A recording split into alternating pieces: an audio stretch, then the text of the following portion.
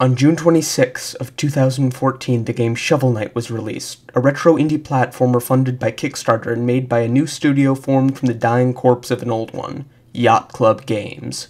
It was released to extremely well praise and was universally liked by both old school and new gamers. But Yacht Club wasn't done yet. 3 years and 2 expansions later, we're all left with the question, have they continued to create games of the same quality? Or have their new games been nothing more than shameless reprints of their first?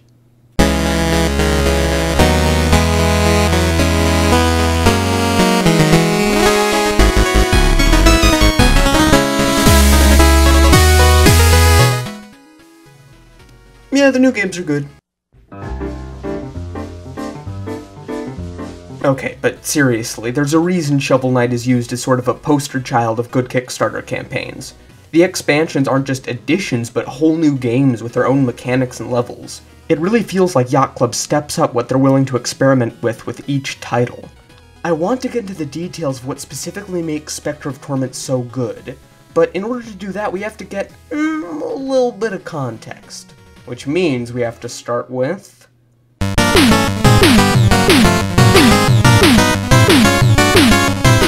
Okay, so Plague of Shadows was the first big addition they added to Shovel Knight, and on the surface it may have seemed like a reskin, but it was actually a lot more complicated under the hood. The thing I find odd is that despite everyone showering Shovel Knight with praise, nobody talked about Plague of Shadows upon its release, which is a real shame because it managed to do what seemed impossible. Be better than Shovel Knight.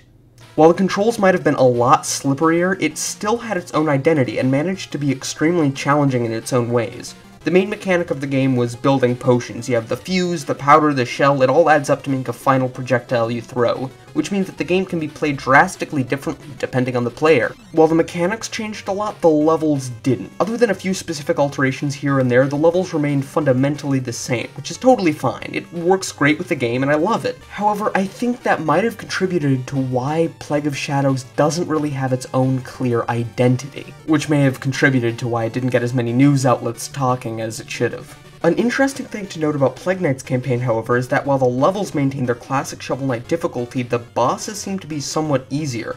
Not horribly so, but save for Specter Knight, which was fun hard, and Propeller Knight, which was cheap hard, most of the bosses required one strategy. Explode and jump around a bit. That usually did the trick. It took 3 or 4 tries, sure, but honestly, it didn't compare to the big, epic battles that Shovel Knight had. The tremendous victories and losses so crushing I would ditch a level even if I was all the way at the boss door. That rush of adrenaline you'd get that I totally also get from all of the social interactions that I totally have, definitely. So overall, Plague Knight was an excellent game that struggled to find its identity in the shadow of a much more popular one. Also, a warning, I'm gonna have some minor spoilers coming up for Specter of Torment. Nothing huge, but if you want to go in blind, here's your chance to leave. Go watch my video on everything, or something. No pun intended.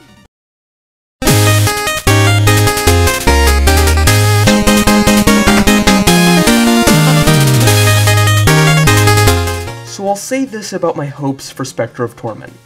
I was excited because more Shovel Knight, but I wasn't too optimistic because the brief game teaser they gave wasn't stellar. It kinda just looked like Shovel Knight, but with wall running.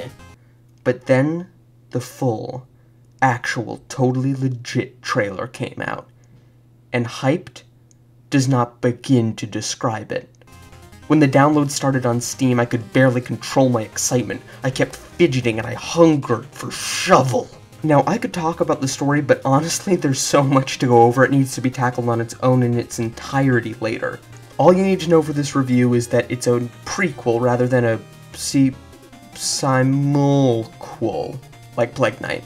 The presentation is the first thing that struck me with this game. Booting up the first stage and seeing Specter Knight surveying the sunset, it's truly magical. So we better get this out of the way first and foremost. This is no reskin. The entire game was rebuilt nearly from scratch. This means they can add a lot of details to enhance the gameplay. For instance, in King Knight's stage, everything is a light cream color rather than the robust gold in Shovel Knight. In the Lich Yard, there are houses everywhere.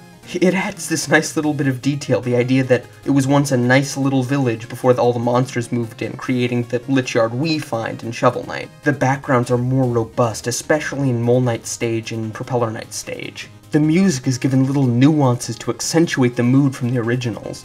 The tunes manage to sound familiar yet different, though the familiar part may be just because I've played these games for so long I can now hum some of the tunes, they're so iconic.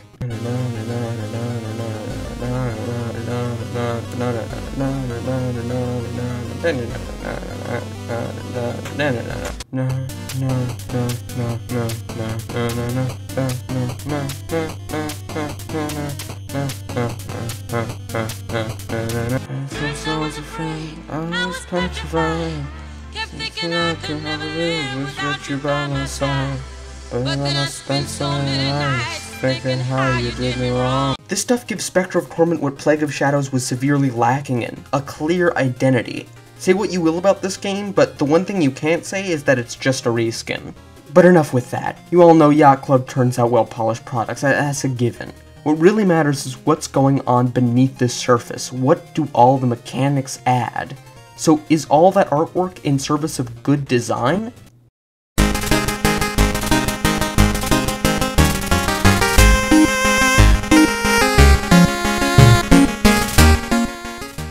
The bosses come later, because I could write a book on the design of this game. I suppose we have to start with the basics. Shovel Knight had an extremely simple moveset. Run, jump, swing, pogo. Simple, but extremely effective. He traverses the levels in a very straightforward, traditional way. If there's a pit, he can jump over it. The main differences in the two expansions are alterations on this simple formula. The elevator pitch is essentially, they can't jump as far, but ...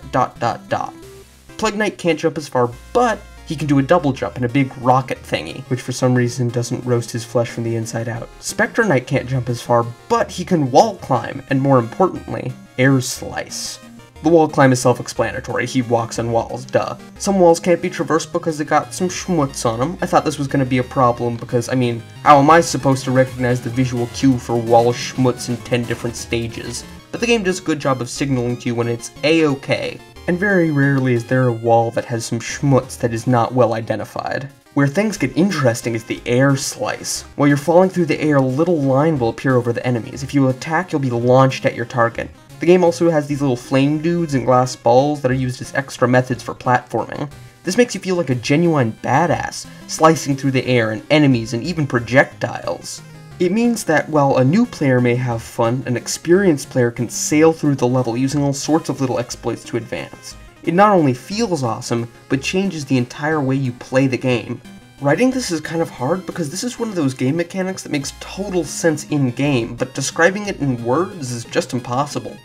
Imagine this, if the pogo jump is what made Shovel Knight's gameplay mechanics so mind-blowing, the air slice is Specter of Torment's equivalent. The air slice requires precision. It means you can't just jump, you need to think about momentum, think about where you're positioned. Wait until the exact moment when you can make a dash without getting flung into a void. Like that. The key word to describe this change is speed. The air slice is fast, it sends you speeding into your target, which makes the entire game quick and daring. Let's take the fight with the dragon mini-boss from the opening stage. In both Plague of Shadows and the vanilla game, this is an incredibly easy fight. It doesn't take much thought to just pogo him until he dies or spam him with bombs. This fight is incredibly more complex with the addition of this mechanic. You can dash through the bubbles, but if you dash in his head too long, you could get hit. So you have to time your attacks around the projectiles. Get careful not to be flung into the monster.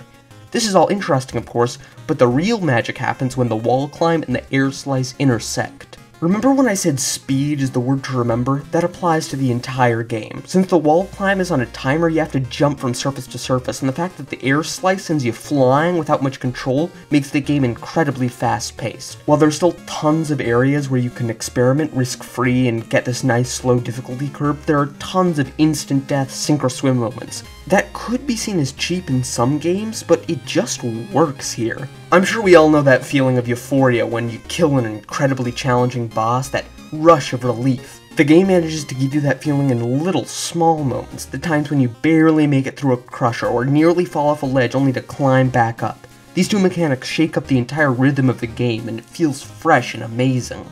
This is made even stronger by the fact that you no longer have a pogo jump that destroys blocks below you, they get destroyed when you jump off them. Your actions feel final, like this is your last chance, everything's resting on your next move. The music also changed to enhance the feel of the game. Take a listen to the Propeller Knight theme in the vanilla game and the Specter Knight campaign.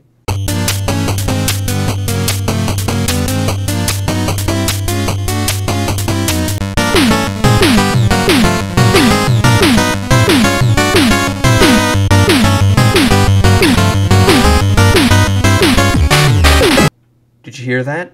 The tempo's sped up. Almost like the music is trying to tell you something. That may seem like a stretch to some of you, but it's incredibly possible to influence a player with things other than just visuals and gameplay. For instance, if I played this with no visuals,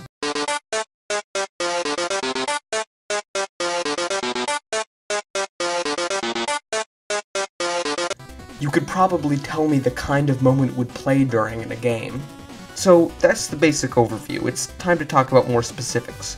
What's around the basic mechanics, and do they support or defy them?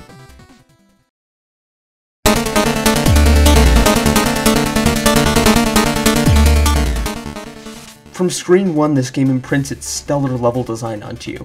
Enemy placement, platform coordination, flow, all of this blends into the experience. I could take a screen or a level and break this down to the atomic level, but people other than me do that way better on YouTube, so I'm going to talk about more general design aspects. Secrets have always been a big thing in Shovel Knight. While usually open world games such as Hyper Light Drifter, Dark Souls, or all of the good Legend of Zeldas are known for their secrets and item locations, Shovel Knight managed to do it somewhat correctly in a 2D space. I say somewhat because there wasn't really anything super important in secret rooms, maybe a collectible, and if it was anything more than a simple grab and go with a tiny puzzle, it messed with the flow of the entire level, bringing the rhythm you had with the game to a stop. Finding secrets felt rewarding and fun, but often failed to really justify themselves. Plague Knight had a similar problem, but this time they tried to up the incentive with whole mini-challenges leading up to a relic. It made finding secrets more exciting, but still messed with the flow of the level, even more so in this one. Now, Specter Knight may not have fixed the flow problem, but if the incentive doesn't outweigh that, I don't know what does. Not only are all the health and magic upgrades locked away in secret rooms, the collectibles are the only way to buy relics, which means you need to find them. It adds a lot more at stake. The unfortunate downside is that if you don't find the upgrades, the girl in the hub will just sell them to you, which is pretty disappointing. I felt like that undermined the whole system. Oh, and let's talk about the hub. You can buy armor, each with its own special use, and all of these are actually useful in the game, not just 3 objectively superior ones like in the last 2. And the relics are really cool as well. They take much more of a general approach to how the player might use them, in stark contrast with Plague of Shadows, in which items have very specific purposes. This is a problem I feel Legend of Zelda games have. Items with just 1 or 2 set purposes, with no real room for variation. Here, each one could be used for all sorts of things, and gives a lot more freedom to the player. And you can upgrade them! You can upgrade for better effects, which is friggin' awesome! Now, I'll admit it, I first thought that the room with the witch mirror and the upgrade cellar was a secret room that you could only get to unless you were really careful, but it turns out that it's right open to you right here, which kinda makes me disappointed. I thought they were going for a Dark Souls secret room hub thing. But that doesn't mean there aren't secrets. There's the ball you can use to get extra coins, and the flame guy who will drop in the golden armor, adding this little escalating joke, but best of all, the game reveals to you the most amazing mechanic yet. Skateboarding! I think they should have called this game Tony Hawk Pro Specter 4, am I right? Oh, and it leads to the secret room with an epic platforming challenge that encapsulates everything about this game's mechanics I love. It's fast-paced, it's exciting, and it has the exact last-of-the-minute saves I was talking about. Oh, and don't think I was joking about skateboarding being awesome, and that's not just because you can pull sick tricks, bro! It, along with a couple key mechanics, help shape the feel of the game. The treadmills add a sort of timer onto everything, and when enemies are placed on them, it becomes this whole frantic romp, but in a good way. It makes it tense, it makes you clench up. Same thing with the gear platforms in Tinker Knight stage, and the switches with alternating blocks. It all supports the larger mechanics of the game. So I know what you're all thinking, what's the one super cool item that isn't useful at all? Shovel Knight had the Dust Knuckles, Plague Knight had basically all the items except Fish Bomb and the Vat and Big Bomb. Specter Knight's items all have a use, which is demonstrated to you in a little mini-game you play through when you get the item, but the Skeleton Archer? It's useless. Every other item has a conceivable use except this one. It's really cool, I just never got a chance to use it. Now, I do have to talk about that combo, because I can't review this game and not talk about that combo.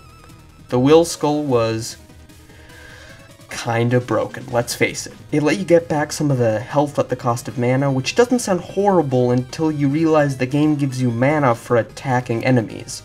I get this is supposed to give you incentive to go aggressive and go and get him, but it really doesn't work, and it kind of means that the skull can be spammed ad nauseum. Now, on its own, it's not that bad, but it works in tandem with an armor set that, with the two combined, breaks a lot of the game. On its own, the Cloak of Clemency is a really cool item. It lets you have an extra try if you fall into a pit or onto spikes, but it takes nearly half your health away, so it can't really be spammed, so the two balance each other out. Or at least it would if the Will Skull didn't exist. Just keep using the skull when you fall in a pit. Just keep using the skull when you fall into a pit. Just keep using the skull when you fall into a pit. Now, a bit of devil's advocate, you could say that by reducing your will by so much, it further encourages you to go and fight enemies. This seemingly broken combo supports the game's core mechanic. So when it comes to the levels, the combo isn't that bad. All in all, the levels of Specter of Torment are challenging, smart, and exciting, even if they have some drawbacks from some other elements. The bosses, on the other hand...